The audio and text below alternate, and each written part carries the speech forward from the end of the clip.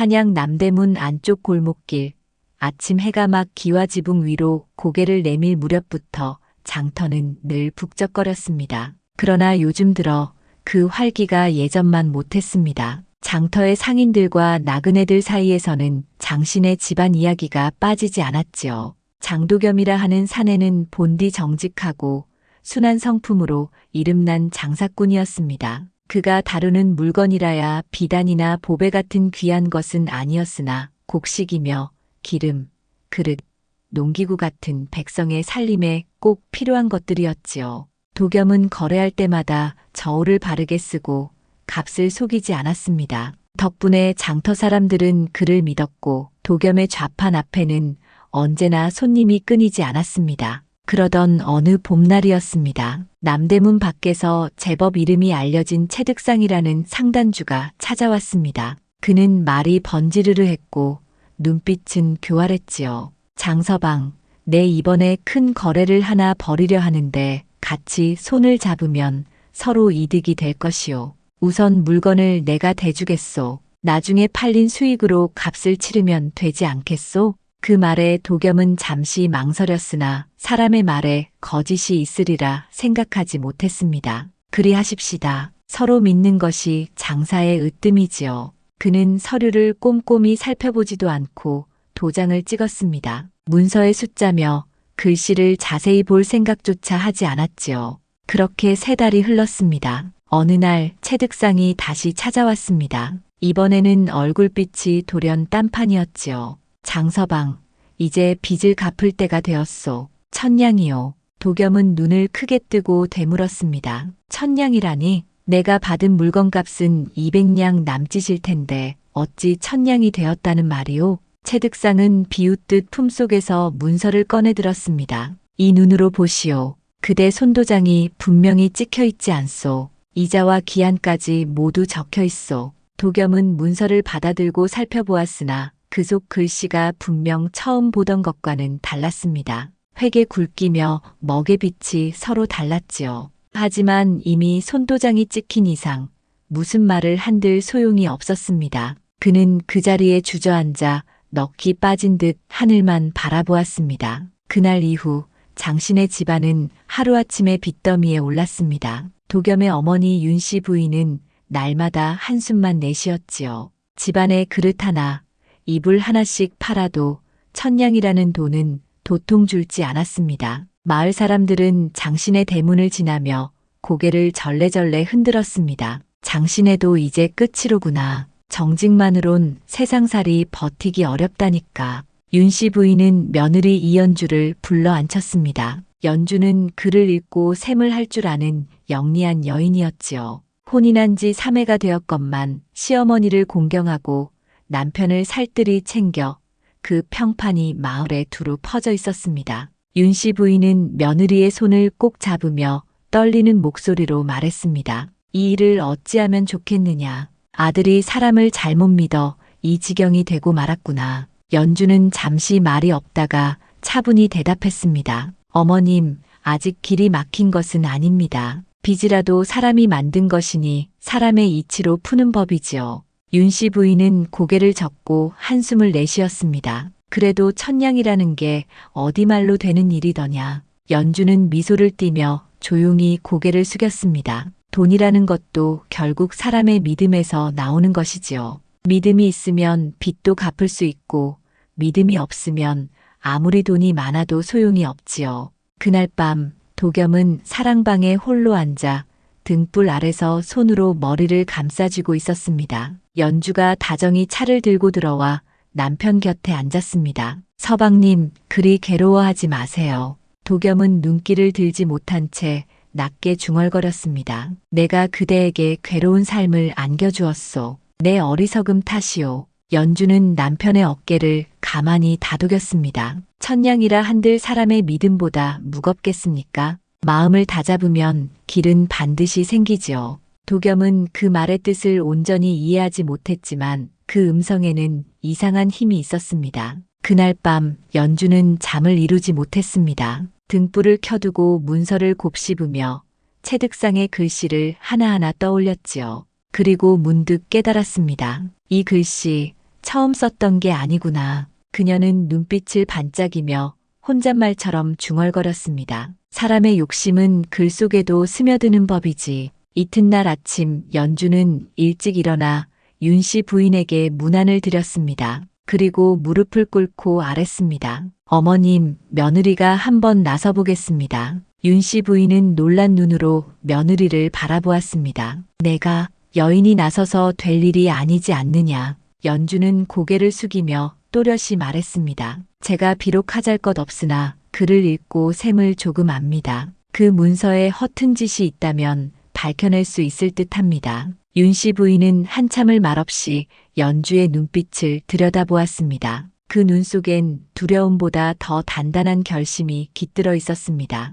그래, 내 마음이 그러하다면 해보아라. 다만 세상 일이 녹록치 않으니 조심하여라. 연주는 깊이 절을 올리고 물러나 사랑방으로 들어갔습니다. 그녀는 도겸이 간직해 두었던 문서를 꺼내 햇살 아래에 펼쳤습니다. 그 글씨의 굵기와 먹빛이 제각각이었지요. 몇몇 자리는 덧칠한 흔적이 역력했습니다. 연주는 입가에 미소를 지으며 속삭이듯 말했습니다. 거짓이란 언제나 욕심의 그림자 속에 숨어있지. 그날 오후 연주는 단정히 옷매무새를 고치고 집을 나서며 말했습니다. 서방님, 며칠만 믿고 기다려주세요. 도겸은 아내의 손을 붙잡으며 불안한 눈빛을 감추지 못했습니다. 혼자서 괜찮겠소? 염려 마세요. 아직은 하늘이 우리를 버리지 않았습니다. 연주의 눈빛은 평소보다 깊고 단단했습니다. 그 눈빛에는 이미 진실을 밝히겠다는 굳은 의지가 서려 있었지요.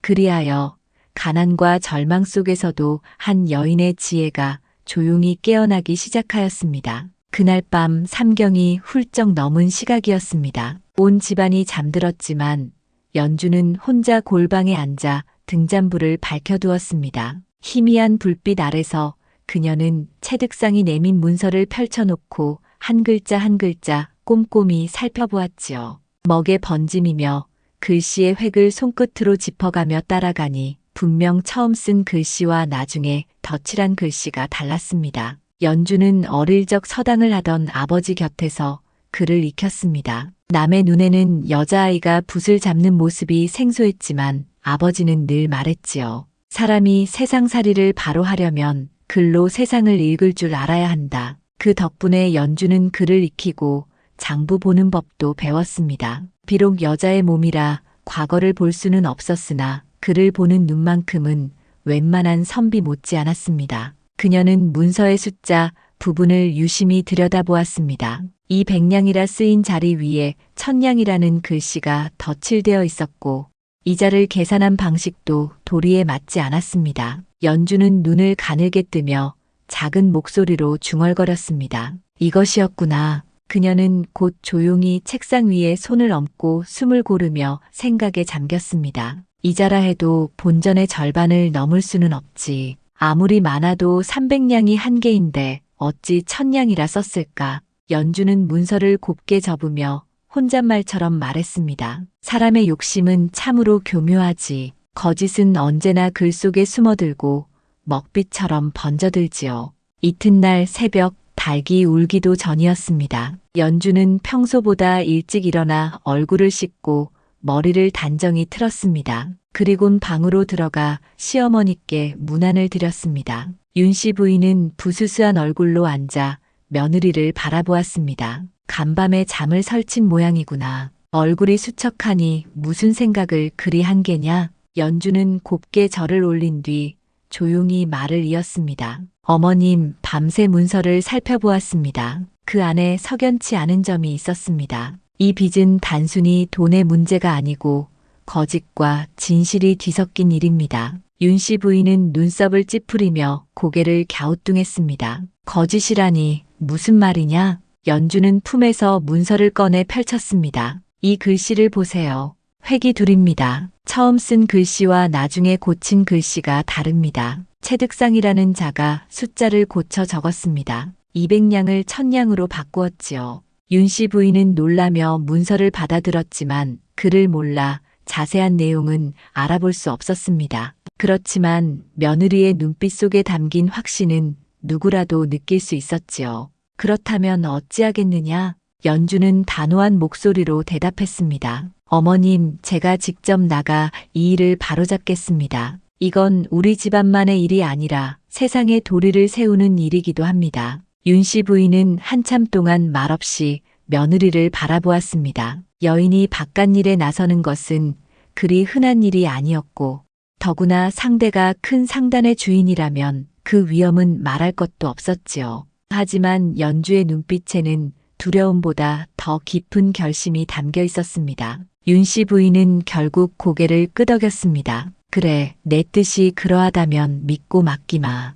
다만 몸조심은 해야 한다. 연주는 고개를 숙여 절을 올렸습니다. 어머님의 믿음 잊지 않겠습니다. 그날 오후 연주는 남편 도겸을 불러 앉혔습니다. 도겸은 며느리의 진지한 표정을 보고 놀라 물었습니다. 무슨 일이라도 있소? 연주는 조용히 문서를 내밀었습니다. 서방님, 이 문서에는 거짓이 숨어 있습니다. 채득상이라는 자가 글씨를 고쳐 빚을 부풀렸습니다. 도겸은 눈이 커다래져 문서를 들여다보았습니다. 정말이요? 그렇다면 우리가 억울하게 속은 게 아니오? 연주는 고개를 끄덕였습니다. 그렇습니다. 이제 제가 나서서 진실을 밝히겠습니다. 도겸은 잠시 말을 잃더니 조용히 물었습니다. 하지만 당신이 나서서 될 일인가? 채득상은 큰 상단의 주인이라 권세도 만만치 않소. 연주는 남편의 손을 가만히 잡으며 부드럽게 말했습니다. 진실은 신분으로 가려지지 않습니다. 옳은 일이라면 두렵지 않습니다. 그녀의 눈빛은 고요했지만 결심이 단단히 서 있었지요. 도겸은 아내를 잠시 바라보다가 천천히 고개를 끄덕였습니다. 알겠소. 당신을 믿겠소. 하지만 꼭 조심해야 하오. 연주는 미소를 지었습니다. 염려 마세요. 거짓은 결국 진실 앞에서 무너지게 되어 있습니다. 그날 밤 연주는 다시 골방에 앉았습니다. 등잔불이 흔들리며 방 안의 그림자를 길게 늘어뜨렸습니다. 그녀는 손을 모으고 깊이 생각에 잠겼습니다. 어떻게 해야 사람의 마음을 움직일 수 있을까? 말로써 설득하되 꾸밈이 없는 진심으로 해야겠지요. 연주는 등잔불을 바라보다가 고요히 속삭였습니다. 천냥의 빚이라 하나 말 한마디로 갚아 보이겠습니다. 이튿날 새벽 닭이 울기도 전에 연주는 자리에서 일어났습니다. 깨끗하게 씻고 머리를 단정히 빗어 올려 쪽을 찌고 비녀를 꽂았습니다. 비단 옷은 아니었으나 고운 분홍 저고리와 남색 치마를 곱게 차려입고 품에는 문서를 꼭 넣었습니다. 대문 앞에는 윤 씨 부인과 도겸이 나와 있었습니다. 윤 씨 부인은 애써 미소를 지으며 말했습니다. 조심히 다녀오너라. 연주는 고개를 숙여 인사했습니다. 곧 돌아오겠습니다, 어머님. 도겸은 입술을 깨물며 말했습니다. 걱정되는구려. 하지만 믿겠습니다. 연주는 빙그레 웃으며 대답했습니다. 믿음은 복이 됩니다. 기다려주세요. 그녀는 깊이 절을 하고 발걸음을 옮겼습니다. 아침 햇살이 대문을 넘어 그녀의 뒷모습을 비추었습니다. 그 모습은 어느 때보다 단단하고 고왔습니다. 장터로 향하는 그녀의 걸음은 느렸지만 흔들림이 없었고 그 눈빛 속에는 이미 세상의 거짓을 바로잡겠다는 강한 의지가 서려 있었지요. 한낮의 장터는 햇살이 지붕을 덮을 즈음이면 언제나 사람들로 가득했습니다. 곡식과 무명을 파는 상인, 그릇과 농기구를 늘어놓은 장사치들, 그리고 돈을 구워주고 받는 일을 업으로 삼는 객주들까지 발 디딜 틈이 없었지요. 그 한가운데 가장 큰 행랑채를 빌려 쓰는 채득상의 상단이 있었습니다. 채득상은 재산도 많았지만 입심 또한 날카로워 장터 사람들은 그 앞을 지나며 한 번쯤 고개를 숙였지요. 그날 연주가 그 상단 앞에 이르렀을 때 장터의 소란이 잠시 가라앉았습니다. 여인이 혼자 상단을 찾아온다는 것 자체가 흔치 않은 일이었고 그녀의 옷차림은 비단을 걸친 규수는 아니되 천한 계집도 아닌 중간 계층의 품위를 머금고 있었습니다. 단정한 쪽머리에 은비녀 하나, 깨끗한 분홍 저고리에 남색 치마. 그 모습은 수수하지만 눈빛만큼은 누구보다 또렷했지요. 저 여인이 누구냐? 장신의 며느리라더라. 빚에 쫓겨 이제 부인까지 나섰구나. 참 딱한 일이지. 그 집이 워낙 정직하다더니 세상은 그런 사람만 더 괴롭히는 법이야. 사람들의 수군거림이 뒤따랐습니다. 그러나 연주는 아무렇지 않게 고개를 들고 상단의 문 앞까지 걸음을 옮겼습니다. 전방 앞을 지키던 사내종이 팔짱을 끼며 길을 막았습니다. 여기가 아무나 들락거릴 곳인 줄 아시오? 볼 일이 있으면 남정네를 보내시오. 연주는 고개를 숙이며 침착하게 말했습니다. 제 어르신을 뵙고 싶습니다. 장도겸의 집사람입니다. 사내종은 코웃음을 치며 안으로 들어갔습니다. 잠시 후 비단 두루마기를 걸친 채득상이 행랑 안에서 걸어 나왔습니다. 비단 소매가 바람에 흩날리고 손에는 옥장도 하나가 번쩍거렸지요. 그는 연주를 위아래로 훑어보더니 비웃는 듯 입꼬리를 올렸습니다. 이게 누구인가 했더니 장서방네 마누라로구나. 무슨 일로 여기까지 왔소? 남편이 도망이라도 갔소? 연주는 허리를 곧게 세우고 또박또박 대답했습니다. 어르신, 저희 집안의 빚에 관해 말씀드리러 왔습니다. 채득상은 팔짱을 끼고 코웃음을 쳤습니다. 빚이라면 천냥이지. 설마 갚으러 왔다면 반갑게 맞아야겠구나. 돈은 가져왔소? 연주는 고개를 저었습니다. 돈은 가져오지 못했습니다. 다만 말씀드릴 것이 있어 찾아왔습니다. 그 말에 주변의 장사치들이 킥킥 웃음을 터뜨렸습니다. 말로 빚을 갚는단다. 세상에 저런 일도 있나? 채득상도 피식 웃었습니다. 허허, 세상 물정 모르는 부인 같으니 말로 빚을 갚겠다니 그게 어찌 돈이 되겠소? 연주는 잠시 고개를 들더니 채득상을 똑바로 바라보았습니다. 그 눈빛에는 조금의 흔들림도 없었습니다. 어르신 천냥의 빚이라 하셨지만 그 빚의 시작은 한마디 약속이었습니다. 나으리께서 우리 남편에게 하신 그 말, 그것이 곧 빚의 씨앗이지요. 그러니 한 입으로 빚졌다면 한 입으로 갚는 것도 무리라 할 수 없을 것입니다. 그 말이 끝나자 장터의 소음이 스르르 가라앉았습니다. 사람들이 서로의 눈을 마주치며 웅성거렸지요. 채득상은 순간 입꼬리를 내리며 미간을 좁혔습니다. 연주의 말 속에 담긴 논리가 예사롭지 않았던 까닭입니다. 그러나 그는 곧 비웃음을 띠며 말을 받았습니다. 말재주는 제법이구려. 하지만 말이 돈이 되겠소? 그 말이 진짜 돈이라면 그 혀를 내가 금으로 사주겠소. 주변에서 웃음이 터졌습니다. 사람들의 조롱 섞인 웃음이 장터를 가득 메웠지만 연주는 여전히 담담했습니다. 어르신, 그 말씀 꼭 기억해 주십시오. 말이 돈이 될 수 있다는 것을 나으리께 직접 보여드리겠습니다. 그 말에 채득상은 잠시 그녀를 뚫어지게 보더니 비단 소매를 털며 비아냥거렸습니다. 좋소. 나흘 뒤에 다시 오시오. 그때까지 말로 천냥을 갚을 방도를 찾아오시오. 만약 해내지 못한다면 그대 집안의 세간을 몽땅 내놓아야 할 것이오. 연주는 고개를 숙이며 조용히 대답했습니다. 약속을 지키겠습니다. 그녀가 돌아서자 장터 사람들의 시선이 따라붙었습니다. 참 기이한 부인일세. 아무리 의기가 넘쳐도 세상은 말로 돌지 않는데.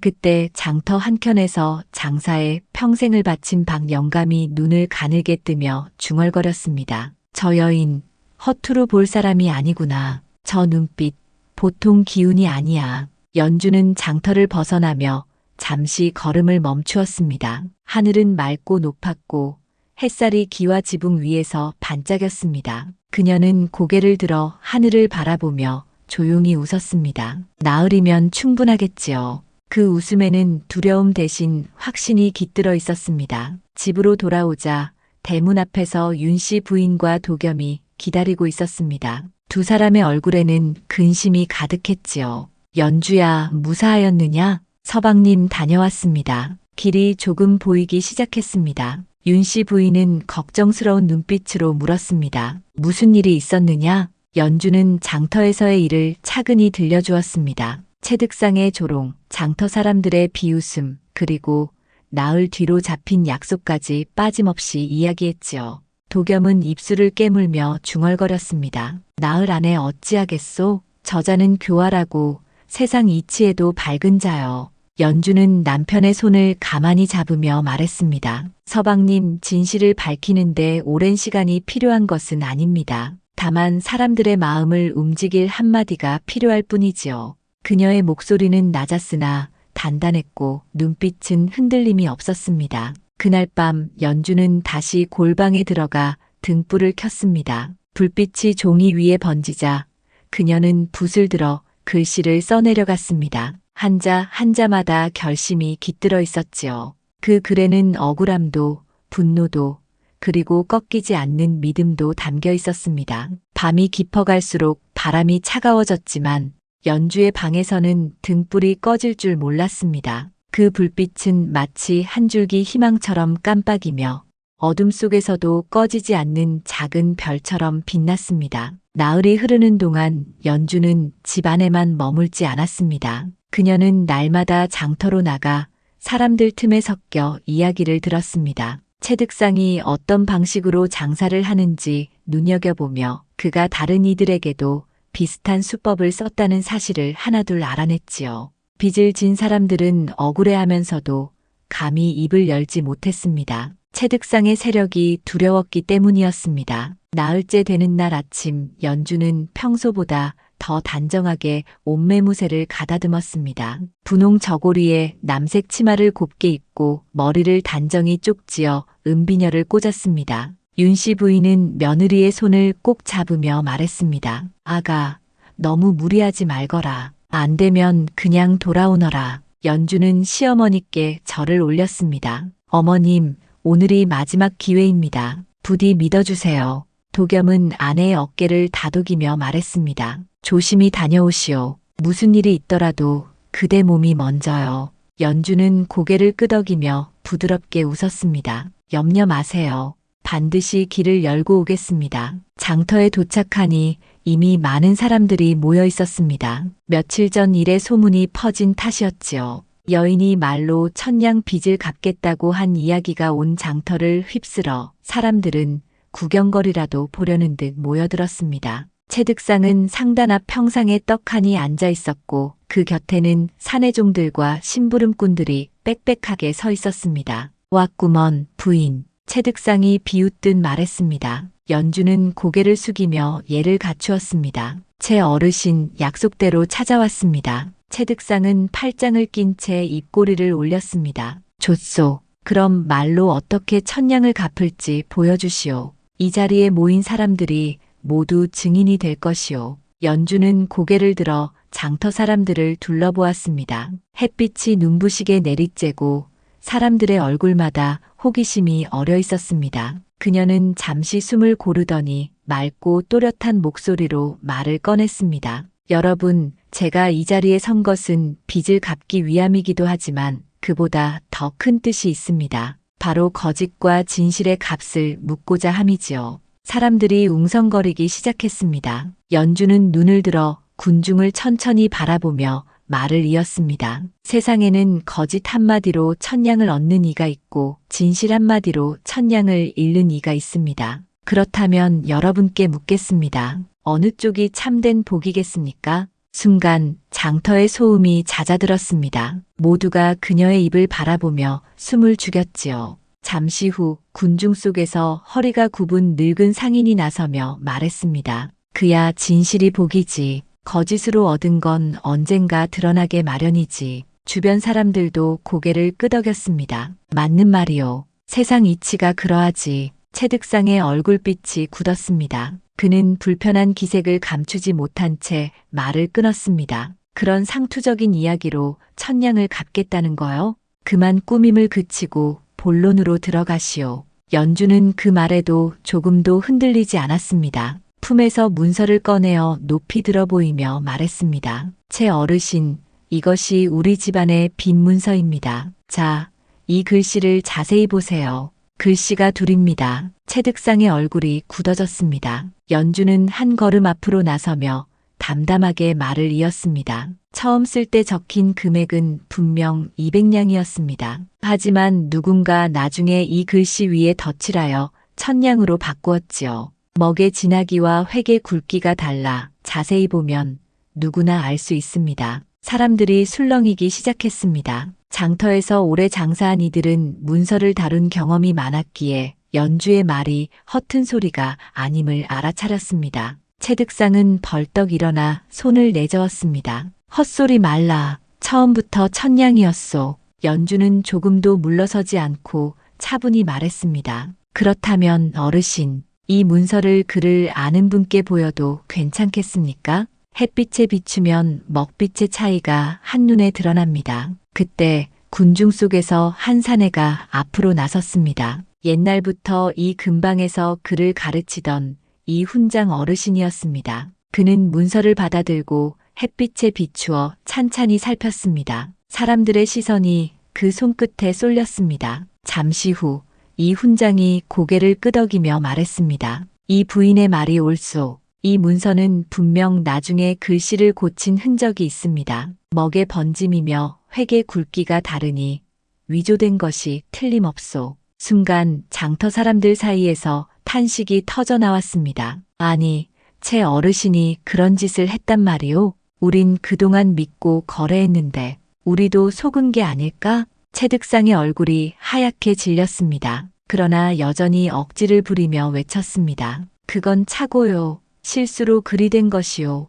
연주는 흔들림 없는 눈빛으로 그를 바라보며 말했다. 어르신 실수라 하셨지만 법에서는 이자를 본전의 절반을 넘지 못하도록 하였습니다. 설령 200냥이 맞다 해도 이자는 100냥을 넘길 수 없습니다. 그런데 어찌 1000냥이라 했습니까? 그 말에 군중이 들끓었습니다. 한 상인이 목청을 높였습니다. 부인의 말이 옳소. 채 어르신은 법을 어긴 게요. 다른 사람들도 동조하며 목소리를 높였습니다. 우릴 속인 거야. 저 집은 도리에 어긋났지. 순식간에 사람들의 시선이 채득상을 향했습니다. 그의 손은 떨렸고 얼굴에는 식은땀이 맺혔습니다. 그때 연주는 조용히 앞으로 나와 마지막 한마디를 던졌습니다. 채 어르신, 나흘 전에 말씀하셨지요. 말이 돈이 되면 혀를 금으로 사주시겠다고. 오늘 제 말로 거짓이 드러났으니 이 말이 곧 1000냥의 값어치가 아니겠습니까?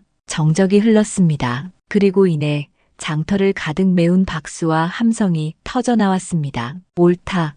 장시댁 며느리가 이겼다. 말 한마디로 1000냥을 갚았구나. 사람들의 환호 속에서 연주는 고개를 숙였습니다. 그녀의 얼굴에는 안도와 눈물이 함께 번졌습니다. 그날 한낮의 장터 위로 따사로운 햇살이 쏟아지고 연주의 등 뒤로 긴 그림자가 희미하게 드리워졌지요. 그 그림자 위로 사람들의 환한 웃음소리가 오래도록 메아리 쳤습니다. 장터에서의 일이 있은 지 사흘 뒤 채득상은 연주를 관아에 고소했습니다. 그는 여인네가 제 명예를 더럽혔다 하며 고발장을 올린 것이었지요. 관아의 나졸이 장신의 집으로 들이닥쳤을 때 집안은 순식간에 술렁였습니다. 윤씨 부인은 기겁하며 며느리를 붙잡았습니다. 아가, 어쩌면 좋으냐. 관아에 끌려가다니. 이게 무슨 일이냐. 연주는 시어머니의 손을 가만히 잡으며 차분히 말했습니다. 어머님 염려 마세요. 진실은 어디서든 드러나기 마련입니다. 도겸은 아내 곁에 서서 단호히 말했습니다. 내가 함께 가겠소. 혼자 가게 둘 수 없소. 연주는 고개를 저었습니다. 서방님은 집에 계시며 어머님을 모셔주세요. 저 혼자면 됩니다. 윤씨 부인은 눈가가 붉어졌지만 며느리의 눈빛 속에서 이상한 평온함을 보았습니다. 그 눈빛은 두려움이 아니라 확신이었지요. 관아 앞에는 이미 많은 사람들이 모여 있었습니다. 며칠 전 장터에서 있었던 일은 온 고을에 퍼졌기에 백성들은 오늘 진실이 가려진다 하며 모여들었습니다. 관아 안에는 채득상이 먼저 와 있었습니다. 그는 두루마기 자락을 휘날리며 연주를 보자 손가락질했습니다. 원님, 저 여편네가 저를 모욕했습니다. 장터 한복판에서 거짓말쟁이라 부르며 제 상단의 명예를 더럽혔습니다. 법으로 다스려 주십시오. 정윤택 원님은 관복 자락을 가지런히 하며 의자에 앉아 있었습니다. 백발이 희끗하고 눈매가 날카로운 이였지요. 그는 흰 수염을 쓸며 연주를 내려다보았습니다. 그대가 장터에서 채득상을 거짓말쟁이라 하였다고 하던데 사실이냐? 연주는 허리를 숙여 예를 올리고 또렷하게 대답했습니다. 예, 원님. 하지만 거짓이 아니라 사실을 말했을 뿐입니다. 채득상이 발끈하며 소리쳤습니다. 보십시오, 원님. 저 여자가 아직도 뻔뻔스럽게 거짓을 일삼고 있습니다. 원님은 손을 들어 그를 제지했습니다. 가만히 있소. 부인, 그대 말대로라면 증거가 있어야겠지. 그것을 보이시오. 연주는 품에서 문서를 꺼내 두 손으로 받쳐 올렸습니다. 서리가 받아 원님 앞에 올리자 원님은 조용히 문서를 펼쳤습니다. 그의 눈빛이 글씨를 따라가며 섬세하게 움직였습니다.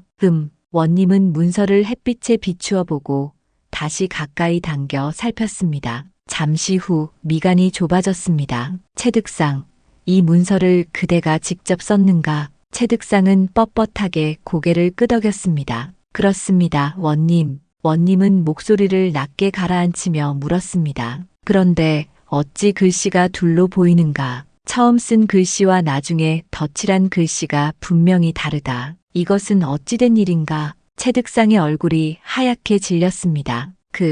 그것은 실수였습니다. 잘못 적어 고친 것이옵 잘못 적어 고친 것입니다. 원님의 눈빛이 매서워졌습니다. 실수라 하기엔 금액이 너무 크다. 200냥이 1000냥으로 바뀐 것이 실수라 할 수 있겠소? 채득상은 입술을 달싹였지만 아무 말도 하지 못했습니다. 그때 연주가 조심스레 앞으로 나와 예를 올렸습니다. 원님, 제가 한 말씀 드려도 되겠습니까? 원님이 고개를 끄덕이자 연주는 또렷하게 입을 열었습니다. 원님, 빚이란 것은 돈으로만 갚는 것이 아닙니다. 거짓을 바로잡는 것 또한 빚을 갚는 길입니다. 저희 집안이 진 빚은 본래 200냥이었지만 채득상 어르신이 욕심을 내어 글씨를 고치고 1000냥이라 만들었습니다. 이것은 한 가정을 해치는 일일 뿐 아니라 백성을 속이고 법을 어긴 죄이기도 합니다. 그 말에 관아 아니 술렁였습니다. 원님은 고개를 끄덕이며 서리를 불렀습니다.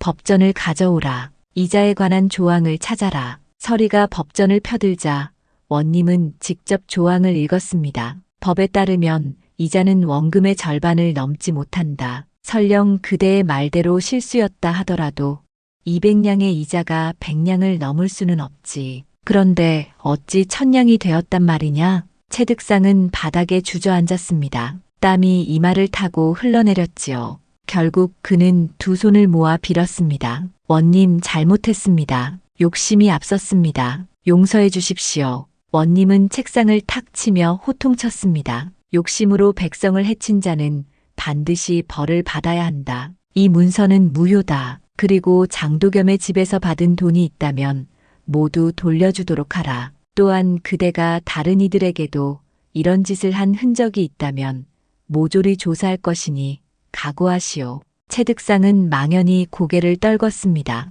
관아 안의 사람들은 속으로 통쾌함을 감추지 못했습니다. 원님은 연주를 향해 시선을 돌렸습니다. 그의 얼굴에는 온화한 미소가 번졌습니다. 그대는 여인의 몸으로 진실을 밝혔으니 참으로 현명하도다. 앞으로도 이 마음으로 집안을 잘 돌보시오. 연주는 두 손을 가지런히 모으고 깊이 절했습니다. 원님의 은혜 잊지 않겠습니다. 그날 저녁 관아 밖에는 이미 소문을 들은 마을 사람들이 몰려 있었습니다. 연주가 나오자 이곳저곳에서 환성이 터졌습니다. 장서방댁이 이겼다. 말 한마디로 1000냥을 갚았구나. 아이들까지 박수를 쳤고 늙은이들은 눈시울을 훔쳤습니다. 연주는 그들 앞에서 고개를 숙이며 인사했습니다. 모두의 믿음이 제게 힘이 되었습니다. 고맙습니다. 집으로 돌아가는 길 연주의 마음은 한결 가벼웠습니다. 가을 바람이 부드럽게 불었고 하늘은 맑게 열려 있었습니다.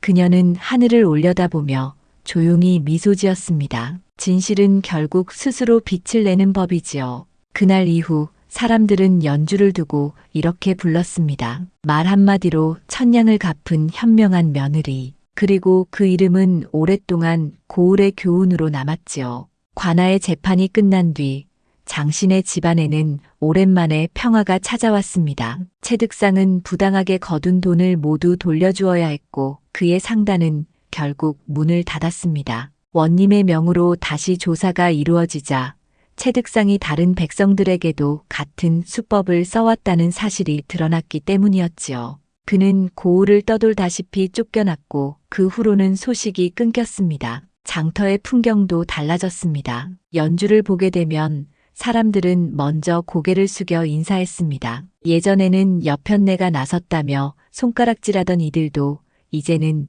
지혜로운 부인이라며 칭송했지요. 어느 날 장터에서 채소를 팔던 안악이 다가와 두 손을 모았습니다. 부인 덕분에 저희도 빚에서 벗어났습니다. 부인의 용기가 아니었다면 저희는 평생 억울함을 품고 살았을 것이지요.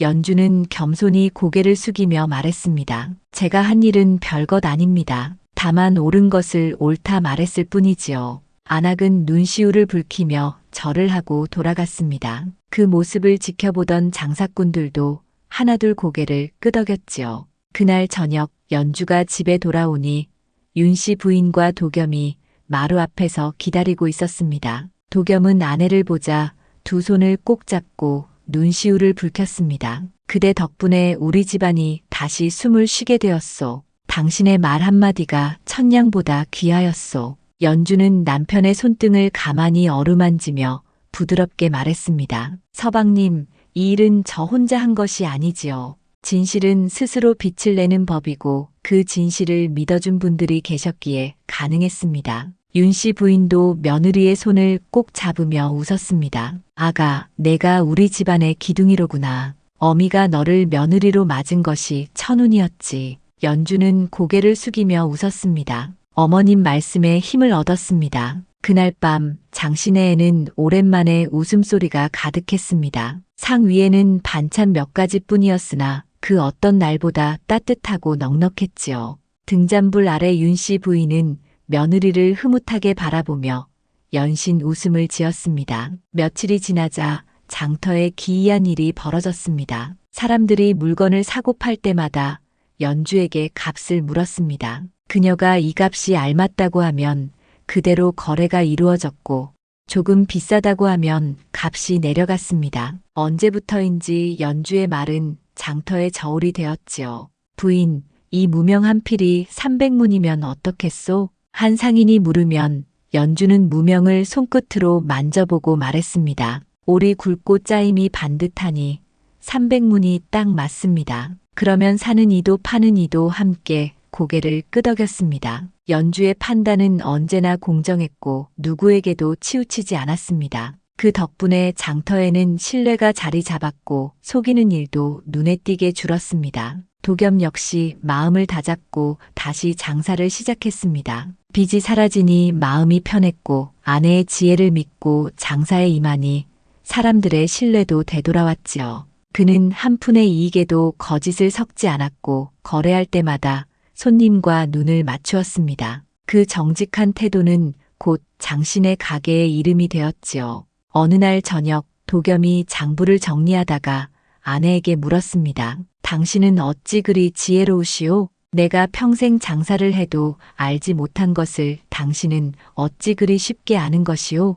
연주는 잔잔히 웃으며 대답했습니다. 서방님, 지혜라기보다 마음을 바르게 두는 것이 중요하지요. 진심으로 사람을 대하고 옳은 것을 옳다 말하는 것이 그 시작입니다. 도겸은 깊이 고개를 끄덕이며 아내의 손을 꼭 잡았습니다. 당신 말이 옳소. 그대가 있어 내가 다시 일어났소. 그 무렵 장터에서는 연주에 대한 이야기가 끊이지 않았습니다. 한 늙은 상인이 젊은 장사치들에게 말했습니다. 장시댁 며느리를 보거라. 저 부인은 돈이 아니라 믿음으로 장사를 하는 분이시다. 우리도 저분을 본받아야 하느니라. 젊은 상인들도 모두 고개를 끄덕였습니다. 연주의 이름은 이제 장터뿐 아니라 인근 마을까지 퍼져나갔습니다. 사람들은 그 부인의 말은 저울보다 믿을 만하다 하며 장서방댁을 찾아가 거래의 시비를 가르기도 했지요. 계절이 바뀌어 가을이 깊어갈 무렵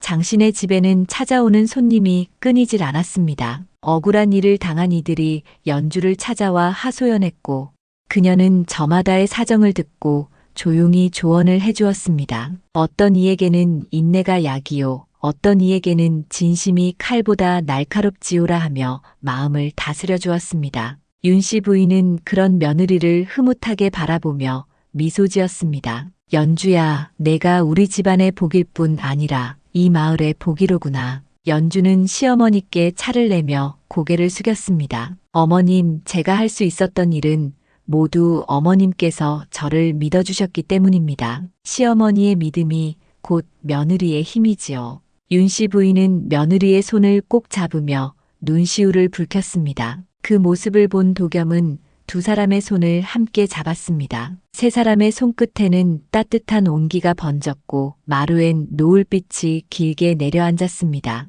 그 빛은 마치 복이 깃든 듯 부드럽고 고왔지요. 그날 밤 연주는 사랑방에 홀로 앉아 창가에 기대어 있었습니다. 달빛이 뜰을 은빛으로 물들이고 가을 벌레 소리가 고요히 들려왔습니다. 그녀는 하늘을 바라보며 조용히 중얼거렸습니다. 진심이 말이 되고 말이 길이 되면 그 끝에는 반드시 복이 따르는 법이지요. 그 말처럼 장신의 집안에는 복이 깃들기 시작했습니다. 웃음이 끊이지 않았고 사람들의 발걸음이 끊이지 않았지요. 세월이 흘러 봄이 다시 찾아왔습니다. 언덕에는 매화가 피고 장터에는 생기가 돌았습니다. 장신의 집안은 이제 마을에서 믿음의 상단으로 이름이 났습니다. 도겸은 아내의 가르침대로 장사를 했습니다. 한 푼의 이익에도 거짓을 섞지 않았고 저울은 언제나 바르게 기울었지요. 그의 말은 늘 정직했고 손님들은 장상인의 말이라면 믿을 만하다고 입을 모았습니다. 장상인, 이 쌀은 얼마요? 한 아낙네가 물으면 도겸은 웃으며 대답했습니다. 한 말에 600문이요. 올해 농사가 시원치 않아 값이 조금 올랐으나 그래도 다른 집보다는 덜 올렸소. 안악은 미소를 짓고 돈을 내밀었습니다. 도겸의 말에는 믿음이 담겨 있었기 때문이지요. 이처럼 장신의 상단은 날로 번창했고 손님도 날마다 늘었습니다. 윤 씨 부인은 이제 마을의 어른으로 존경을 받았습니다. 젊은 며느리들이 시집살이의 어려움을 호소하면 윤 씨 부인을 찾아왔지요. 부인은 따뜻한 미소로 그들을 맞이했습니다. 우리 며느리를 본받거라. 저 아이는 말 한마디로 집안을 일으켰다. 며느리는 집안의 기둥이니 현명한 며느리를 둔 집은 절대 기울지 않는다. 젊은 며느리들은 고개를 끄덕이며 그 말을 마음에 새겼습니다. 연주의 이름은 마을 안악들 사이에서 슬며시 교훈처럼 퍼져갔습니다. 연주는 매일 새벽이면 장터로 나갔습니다. 장사를 하려는 것이 아니라 어려움을 겪는 사람들의 이야기를 들으려는 것이었지요. 어느 날은 억울하게 빚을 진 사람의 사정을 들었고 또 어느 날은 장사가 안 돼 고민하는 상인의 하소연을 들었습니다. 그녀는 누구의 말에도 귀 기울였고 마음을 다해 조언을 건넸습니다. 부인, 저는 물건이 좋아도 손님이 오질 않습니다. 어찌해야 하겠습니까? 한 젊은 장사치가 물었습니다. 연주는 그의 물건을 살펴보고 고개를 끄덕였습니다. 물건이 훌륭하나 값이 너무 높습니다. 처음엔 남기지 않아도 좋으니 손님을 모으는 게 먼저지요. 사람의 마음을 얻으면 돈은 뒤따르는 법입니다. 젊은 장사치는 그 말을 따랐습니다. 얼마 지나지 않아 그의 가게에는 손님이 몰렸고 장사는 눈에 띄게 나아졌습니다. 그는 다시 다른 이들에게 연주의 이야기를 전했고 그렇게 연주의 이름은 먼 마을까지 퍼져나갔습니다. 가을이 깊어가던 어느 날이었습니다. 한양에서 벼슬을 지낸 송진사 어르신이 하인을 거느리고 장신애를 찾아왔습니다. 그는 예전에 과거의 급제의 이름을 알린 유학자로 말 한마디로 천냥을 갚은 부인의 이야기를 듣고 직접 찾아온 것이었지요. 윤 씨 부인이 손님을 맞이했고 연주도 나와 정중히 절했습니다. 송진사는 연주의 얼굴을 찬찬히 살피더니 고개를 끄덕였습니다. 소문으로만 듣던 현명한 부인을 이렇게 뵙게 되어 반갑소. 말 한마디로 천냥을 갚았다 하니 기이하면서도 감동스러운 일이오. 연주는 겸손히 미소 지으며 대답했습니다. 진사 어르신, 저는 그저 옳은 것을 옳다 말했을 뿐입니다. 송진사는 찻잔을 들어 한 모금 마시며 말했다. 그 옳은 것을 옳다 말하는 일이야말로 세상에서 가장 어렵소. 많은 이가 옳음을 알면서도 입을 닫는 법이지. 부인의 용기와 지혜에 감탄했소. 그날 송진사는 오랜 시간 연주와 이야기를 나누었습니다. 그녀의 말에는 꾸밈이 없고 생각에는 깊이가 있었습니다. 그는 떠나며 윤 씨 부인에게 말했습니다. 이런 며느리를 두셨으니 장씨 가문이 흥하지 않을 리가 없겠습니다. 그 일이 있고 난 뒤로 연주의 이름은 더욱 높아졌습니다. 양반가에서도 그녀의 이야기가 회자되었고 어떤 사대부는 연주를 찾아와 사람의 도리에 대해 묻기도 했습니다. 하지만 연주는 명예를 좇지 않았습니다. 그녀의 마음은 언제나 평온했고 말은 한결같이 따뜻했습니다. 어느 저녁 도겸이 장부를 덮으며 아내에게 물었습니다. 이제 그대 이름을 모르는 이가 없소. 혹시 마음이 교만해지지는 않았소? 연주는 부드럽게 웃었습니다. 서방님 명성이란 구름과 같지요. 바람이 불면 흩어지는 법입니다. 저는 그저 제 할 일을 할 뿐이에요. 도겸은 미소를 지으며 아내의 손을 잡았습니다. 당신은 참으로 현명하오. 세월이 흐를수록 그대에게서 배우는 것이 많아지는구려. 연주는 손을 꼭 잡은 채 고개를 숙였습니다. 부부란 서로 배우고 함께 자라는 인연이지요. 저 역시 서방님의 정직함에서 많은 것을 배웠습니다. 그날 밤 달빛이 장신의 마당을 은빛으로 물들였습니다. 윤 씨 부인은 사랑방에서 며느리와 아들이 다정히 이야기 나누는 모습을 보고 살며시 미소 지었습니다. 그녀의 눈빛에는 깊은 안도와 감사가 어려 있었지요. 이 집안에 복이 깃든 것은 며느리의 지혜 때문만은 아니었습니다. 서로를 아끼고 존중하는 마음이 그 복을 지켜준 것이었습니다. 장터의 등불이 하나둘 꺼져 갈 때에도 장신의 집의 등불만은 여전히 따뜻하게 빛났습니다. 그로부터 또 한 해가 흘렀습니다. 어느덧 연주가 장신의 집으로 시집 온 지 5해째 되는 해였습니다. 그 사이 장신의 집안은 마을을 넘어 한양에서도 손꼽히는 상단으로 이름이 났지요. 그러나 도겸과 연주는 여전히 검소하게 살았습니다. 비단 옷보다 배옷을 즐겨 입었고 재물을 쌓기보다 사람의 믿음을 쌓는 일을 더 귀히 여겼습니다. 살림이 나아진 뒤에도 어려운 이웃을 돌보는 일을 멈추지 않았습니다. 어느 봄날 관아에서 사령이 찾아왔습니다. 정윤택 원님께서 연주를 부르신다는 정갈이었습니다. 연주는 단정히 머리를 틀고 옷매무새를 고쳤습니다. 도겸은 함께 가겠다고 나섰고 두 사람은 관아로 향했습니다. 관아의 마당에는 이미 여러 유지들과 선비들이 모여 있었습니다. 정윤택 원님이 단정히 관복을 입고 연주를 맞았습니다. 그의 얼굴에는 환한 미소가 번져 있었습니다. 먼 걸음하느라 수고했소. 연주는 두 손을 모아 공손히 절했습니다. 원님 부르셨다 하기에 찾아왔습니다. 원님은 자리에서 일어나 부드럽게 웃었습니다. 부인, 그대가 고을 백성들을 위해 한 일은 본관이 이미 들었습니다. 그대의 지혜로 억울한 빚에서 벗어난 이가 한둘이 아니고 그대의 조언으로 살림을 일군 이들이 수없이 많다 하더이다. 연주는 고개를 숙이며 조용히 말했습니다. 과찬이십니다, 원님. 저는 그저 해야 할 일을 했을 뿐입니다. 원님은 고개를 저으며 단호히 말했습니다. 아니요. 해야 할 일을 실천하는 것이야말로 가장 어려운 법이지요. 본관이 조정의 부인의 선행을 아뢰었더니 조정에서도 크게 기특하게 여겼습니다. 이에 부인을 모범 백성으로 표창하라는 명이 내려왔소. 원님은 사령에게 손짓했습니다. 잠시 후 붉은 비단 보자기에 쌓인 나무패가 들어왔습니다. 그 위에는 붓글씨로 연려효부 지혜로운 며느리라 새겨져 있었습니다. 연주는 두 손으로 그것을 공손히 받으며 깊이 절했습니다. 원님의 은혜 그리고 하늘의 뜻을 잊지 않겠습니다. 관아 안의 유지들과 선비들이 모두 자리에서 일어나 박수를 쳤습니다. 그 자리에는 송진사 어르신도 함께 있었습니다. 그는 연주를 향해 따뜻하게 웃으며 말했습니다. 부인, 이제 그대의 이야기는 한양을 넘어 팔도에 퍼질 것이오. 말 한마디로 천냥 빚을 갚은 부인의 지혜는 백성들의 본보기가 될 것이오. 연주는 고개를 숙이며 미소 지었습니다. 모두 과분한 말씀입니다. 저는 그저 진실이 스스로 빛을 낸다는 믿음을 지켰을 뿐이지요.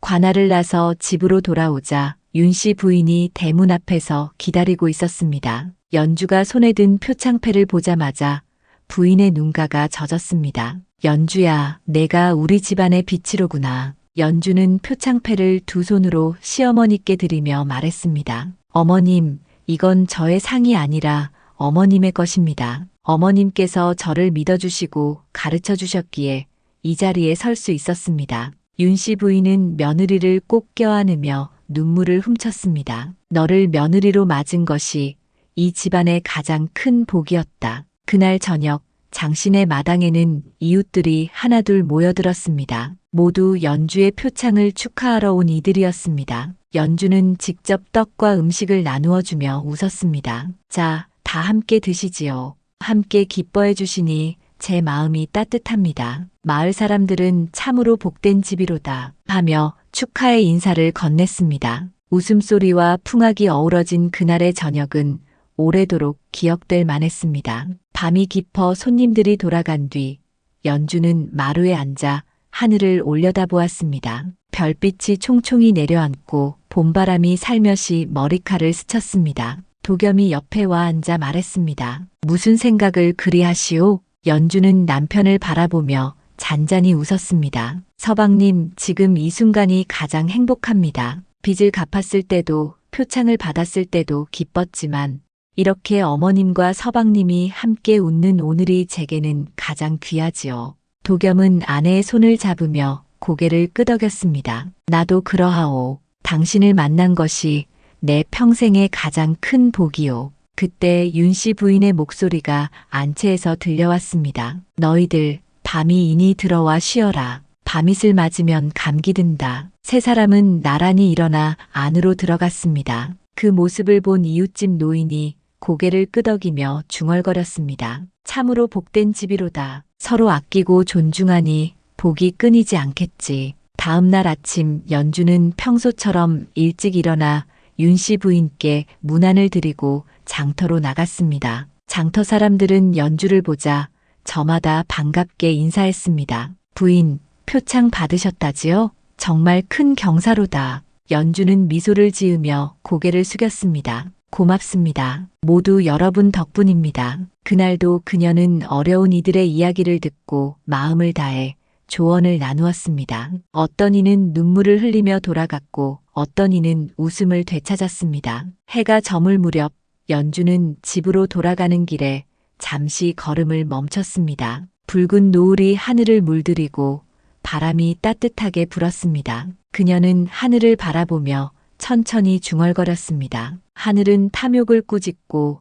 진심으로 베푸는 이를 기어이 돕는 법이지요. 그 말처럼 진심과 진실은 언제나 스스로 빛을 냈습니다. 그날 밤 달빛이 장신의 집 마당을 비추었습니다. 등불은 따뜻하게 타올랐고 그 불빛은 바람에도 흔들리지 않았습니다. 그 등불을 바라보던 마을 사람들은 저마다 말했습니다. 저 집의 말 한마디에는 복이 깃들었지. 그리하여 말 한마디로 천냥 빚을 갚은 현명한 며느리 연주의 이야기는 마을에서 고을로, 고을에서 팔도로 번져나갔습니다. 그 이야기를 들은 사람들은 모두 깨달았습니다. 진실한 말 한마디가 천냥보다 귀하고 정직한 마음 하나가 세상의 모든 재물보다 값지다는 것을. 그리하여 이 이야기는 오래도록 사람들의 입에서 전해지며 권선징악의 본보기가 되었지요.